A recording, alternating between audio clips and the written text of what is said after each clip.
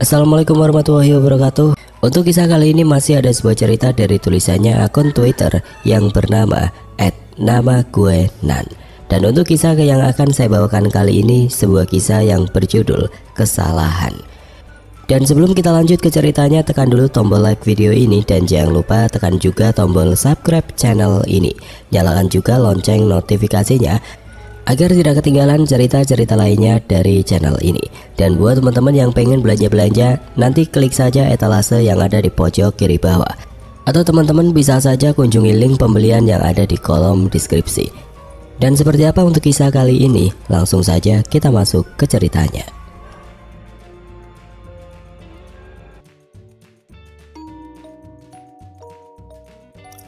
Beberapa tahun yang lalu, salah satu teman saya yang bernama Jono mengajak saya untuk naik gunung. Karena saya memang suka hiking, akhirnya saya memutuskan untuk ikut. Lagi pula selain jaraknya yang lumayan dekat dan tidak perlu modal begitu banyak. "Ada ceweknya?" tanyaku. Sejujurnya saya malas jika ada cewek yang ikut. "Bukannya apa-apa, hanya kurang serk aja gitu." "Ada Nan, lumayan buat nambah konsumsi," kata Jono sambil nyengir. Setelah saya menimang-nimang, "Oke lah, gue ikut Jon." Beberapa hari kemudian terkumpullah 7 orang dalam perjalanan kali ini. 5 laki-laki itu diantaranya saya, Jono, Ipul, Tatang, dan Karyo.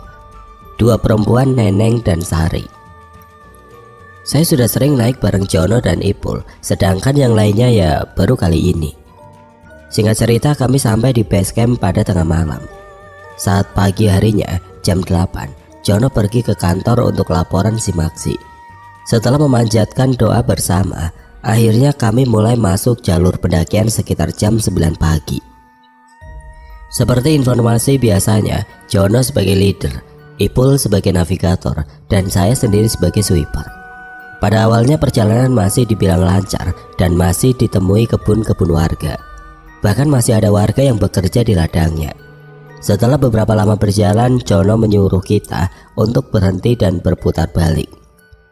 "Kita salah jalan, putar balik." Setelah kita bertanya pada warga yang kebetulan lewat, akhirnya kita kembali ke jalan yang seharusnya. Jujur, saya belum merasa ada yang aneh di situ. Tapi kemudian Jono menghampiri saya yang berada di belakang. "Ada yang aneh Nan?"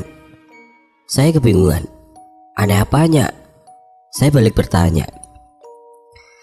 "Gue juga belum tahu, tapi nanti kita tahu," ucapnya lalu balik lagi ke depan. Akhirnya kami mulai memasuki hutan. Jalanannya setapak dan menanjak, walau begitu masih terbilang mudah karena jalanan tersebut berbatu, macam seperti sudah dibuat untuk para traveler agar lebih mudah dalam pendakiannya. Sampai pos selanjutnya kita istirahat lama banget, bahkan kita sampai buka bivak karena dari pagi belum sempat sarapan. Akhirnya kita makan besar. Di sini kita ketemu 2 orang dari Jakarta, ngobrol dan ngopi sama mereka. Gak lama mereka jalan duluan. Salah satu dari mereka sempat berbisik ke saya, "Nanti kita bakal ketemu lagi di atas." Matanya sayu tapi tersenyum. Saya sih gak mikir yang aneh-aneh, toh nanti memang bakal ketemu lagi. Ya kalau nggak di pos selanjutnya atau di puncaknya gitu. Aslinya di sepanjang perjalanan saya sempat kesal sama satu anak cewek, dimana karena hal itu juga yang membuat saya kurang serk kalau ada cewek ngikut hiking. Tapi ya nggak bakal saya ceritain. Kita fokusnya sama yang horor aja. Kita jalannya lambat, sebentar-sebentar istirahat. Tapi ada satu yang buat saya penasaran. Setahu saya Karyo sama Neneng itu nggak deket waktu di lingkungan rumah, tapi kok bisa-bisanya mereka bisa deket selama perjalanan kali ini. Bahkan mereka itu selalu nempel macam perangko, tapi saya belum mikir yang macam-macam. Perjalanan yang dari awal kita prediksi akan sampai pos camp itu jam 6, malah meleset jauh. Bahkan ketika hari mulai gelap, kami baru sampai di pos 3. Jujur saya udah mulai gak enak saat itu. Banyak suara-suara yang jarang saya temui saat di kota. Di sini kita ketemu sama 2 orang Jakarta tadi. Jujur sepanjang naik kita cuma ketemu sama 2 rombongan. Pertama sekelompok anak muda yang udah jauh di depan, dan satu lagi ya 2 orang Jakarta ini. Padahal di bawah tadi lumayan ramai. "Tuh kan ketemu lagi," ucap orang Jakarta itu sambil nyengir. Saya cuma tersenyum. Saya berkenalan dengan mereka.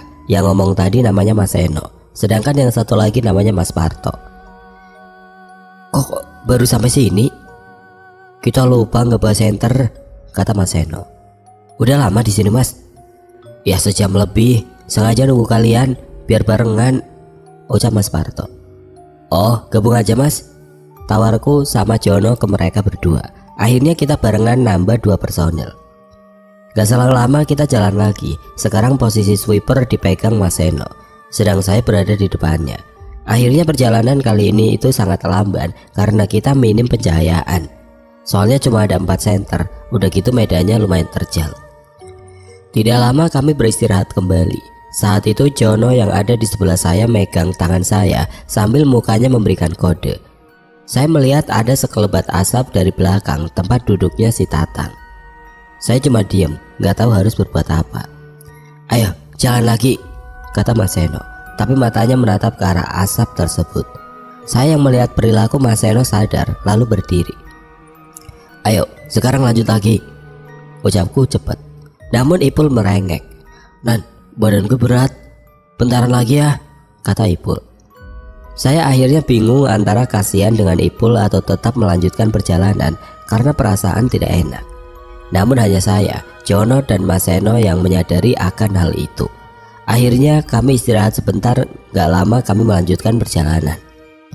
Baru beberapa langkah Ipul kembali lagi beristirahat.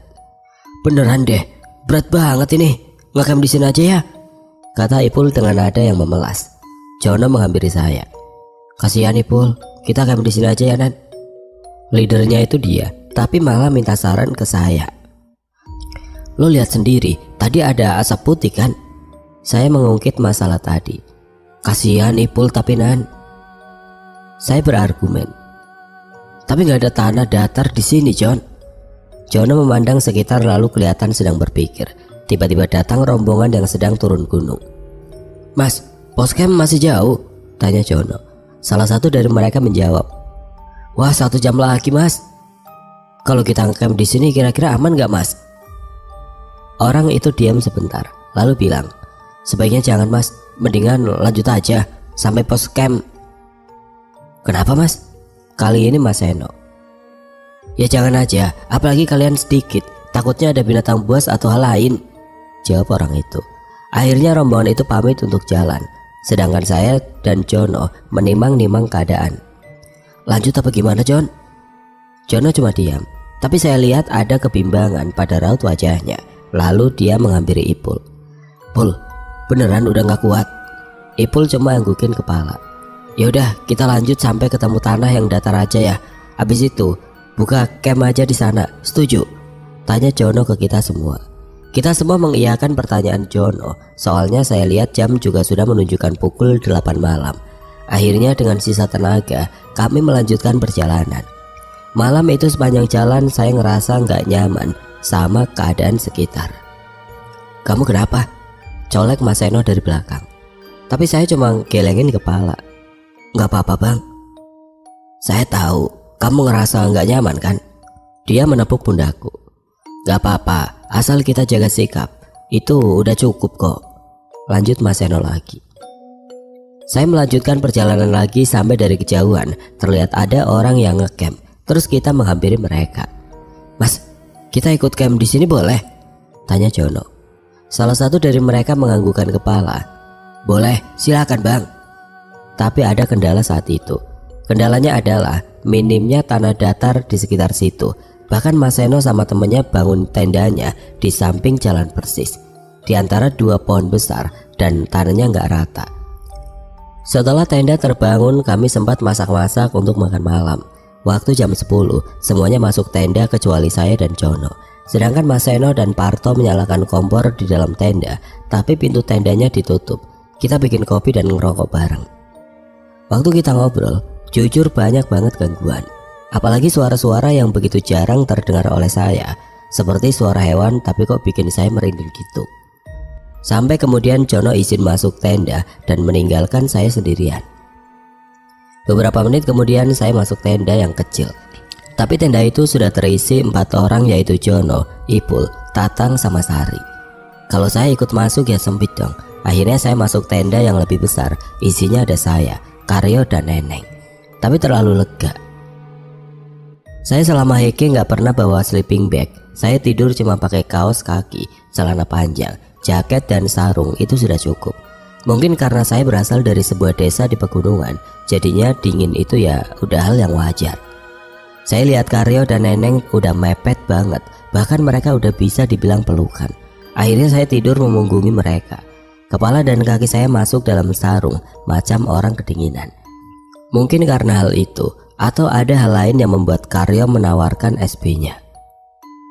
"Nan, pakai aja SB gua," kata Karyo sambil melepas SB-nya. Kemudian Karyo masuk ke dalam SB milik Neneng, sehingga mereka berdua dalam satu SB. Saya tidak memperdulikan mereka, lalu memakai SB yang diberikan oleh Karyo dan menutupnya hingga kepala. Tidak begitu lama, saat saya mencoba untuk tidur, jika saya tidak salah dengar, terdengar bunyi. Dengan kata lain seperti orang ciuman. Saya nggak nuduh ya, cuma perasaan saya aja loh. Kok saya bisa nebak gitu? Lah, dari pengalaman sih, kalau bunyi itu ya ciuman. Tapi jujur saya nggak peduli. Saya hanya mencoba memejamkan mata untuk tidur, tapi teramat susah. Padahal saya kecapean loh. Biasanya saya kalau kecapean terus rebahan ya bisa terlelap. Tapi kok hawa-hawanya kayak panas, terus sumpek banget. Saat saya udah tidur, saya merasa ada yang nepuk bahu saya. Akhirnya saya buka resleting SB dan saya lihat muka Karyo yang pucat. Dia tengah memelototi sesuatu di samping tenda. Saya mengikuti arah pandangan matanya dan di saat itu pula terpampang objek yang membuat saya melek seketika. Sebuah siluet berbentuk setan lontong itu terpampang jelas di balik kain tenda. Saya sampai sekarang pun gak tahu kenapa bisa kelihatan, padahal minim cahaya pada saat itu.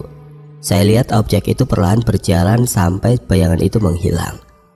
Saya melihat sosok kedua manusia di sebelah saya. Neneng memejamkan matanya sambil memeluk Karyo. Karyo masih dengan muka pucatnya berbicara secara gagap. Itu apa, Nan?"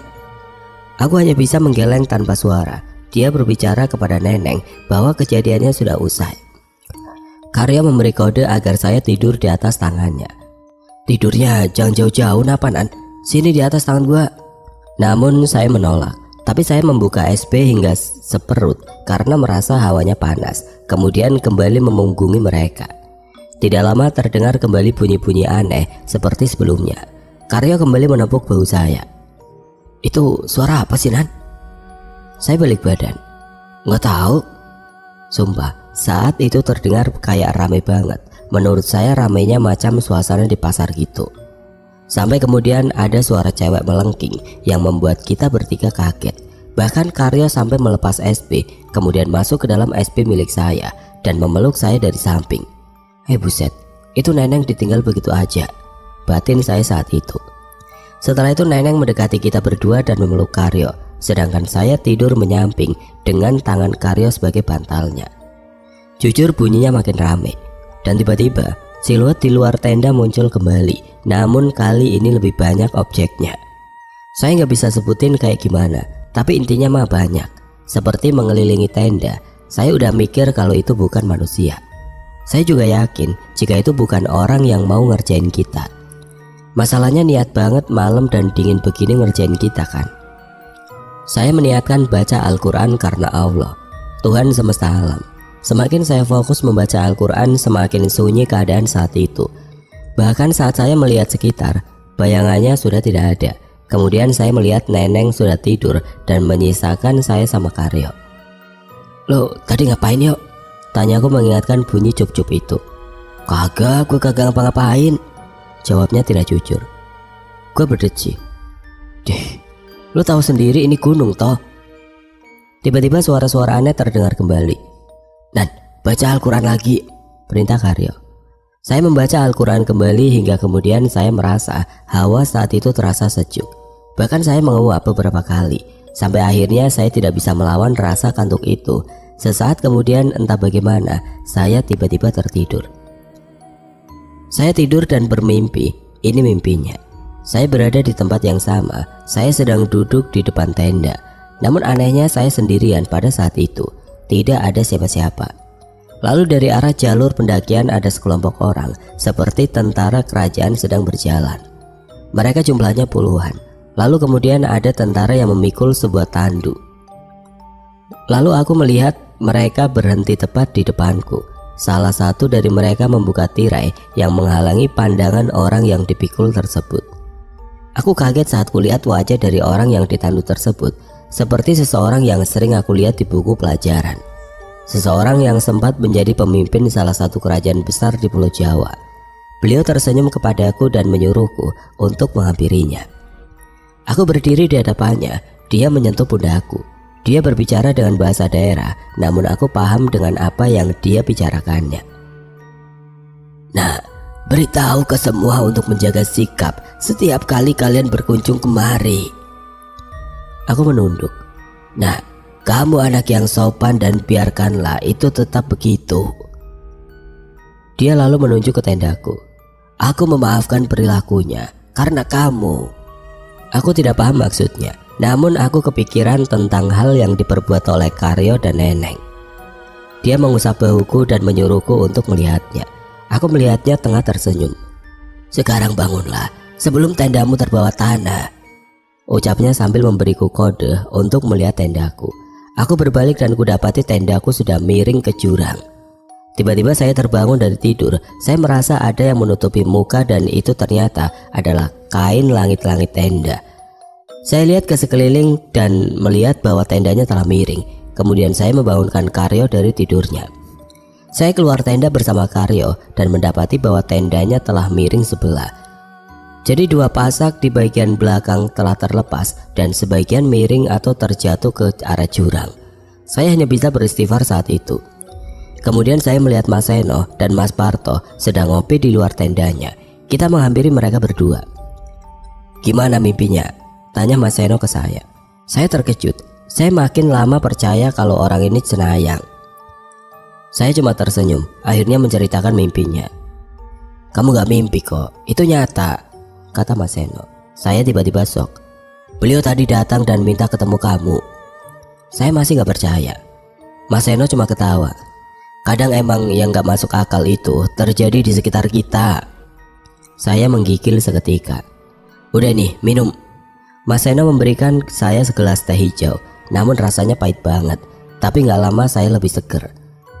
Karyo balik ke tenda duluan dan gak lama Jono keluar dari tendanya, lalu mengecek tenda saya. Kemudian melihat kita bertiga dan menghampiri kita. Lo dimimpiin juga ya? Tiba-tiba Jono langsung bilang kayak begitu sambil nyengir. Saya mengangguk. Mas Seno ketawa. Iya, tuh mukanya pucat. Akhirnya Jono menceritakan mimpinya dan kurang lebih sama alur mimpinya dengan apa yang saya mimpiin. Kita ngobrol berempat lama, sampai Mas Seno memberi beberapa nasihat untuk kita berdua. Bahkan saya akhirnya paham kalau dia bisa ngelihat yang begituan.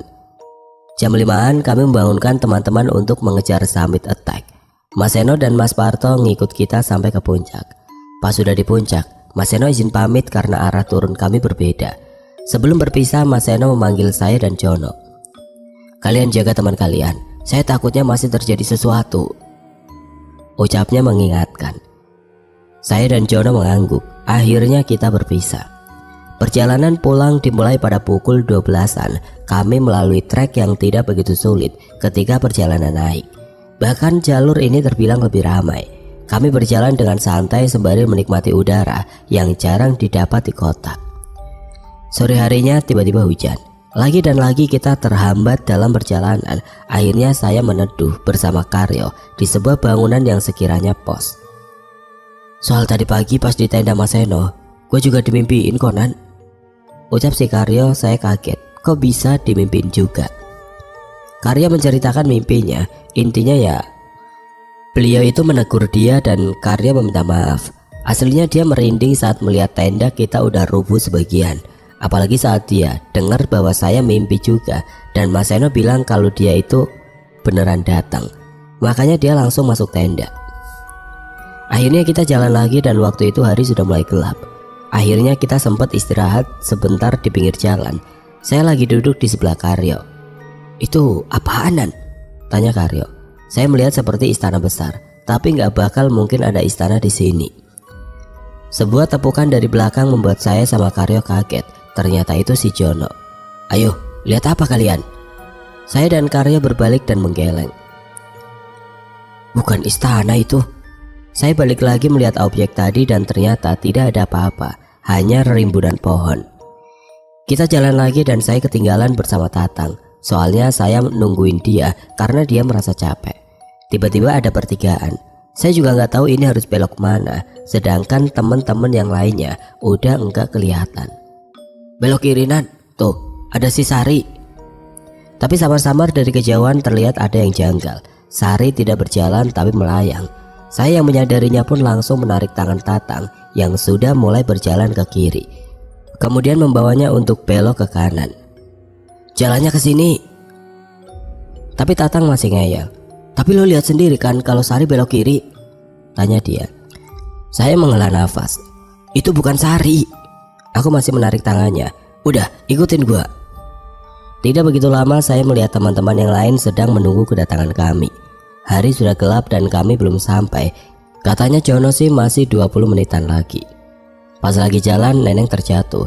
Saya nggak sempet ngeliat sih, soalnya kan saya ada di barisan belakang. Pas dilihat pelipis Neneng terlihat berdarah. Walau nggak banyak, kita istirahat kembali. "Gua ngerasa ada yang ngedorong deh." Neneng sedang menceritakan apa yang dialaminya. Jono terlihat bengong, namun kedua sudut matanya seperti melihat sesuatu. Saya mengikuti arah matanya dan mendapati ada anak kecil hitam dan bertanduk. Anjir. Nggak lama setan itu menghilang. Kemudian Jono bangkit. "Ayo, jalan lagi." Kita mengikuti leader. Akhirnya kita sampai di base camp. Kita membantu luka-lukanya Neneng dan akhirnya memutuskan untuk menginap di base camp dan pulang di esok harinya. Waktu malamnya di saat saya berdua sama Jono, dia ngomong sesuatu. "Masih inget kan waktu awal naik, gue sempat bilang kalau bakal ada yang aneh-aneh?" Saya mengangguk. Karena waktu itu ada yang menghalangi jalan kita, seakan-akan dia tidak ngizinin kita naik. Awalnya gue mau bilang, tapi gue kasihan sama mereka yang mau naik. Iya kali gue gagalin. Jono menyeruput kopinya. Tapi gak tahu kenapa gue ngerasa nyaman kalau lo ikut. Makanya setiap naik gue pasti ajak lo, walau pas lo gak ada duit. Makasih juga ya udah nego sama beliau. Saya mengernyit bingung. Maksudnya nego?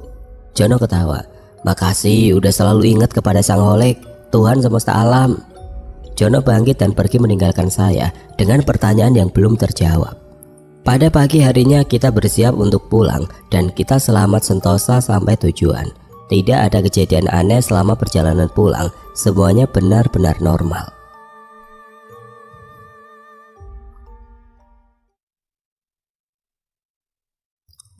Oke teman-teman, sekian untuk kisah kali ini. Bagaimana menurut kalian tentang kisah ini? Tulis komentar kalian di kolom komentar. Dan buat teman-teman yang baru bergabung, jangan lupa untuk like, comment, share, serta subscribe channel ini. Assalamualaikum warahmatullahi wabarakatuh.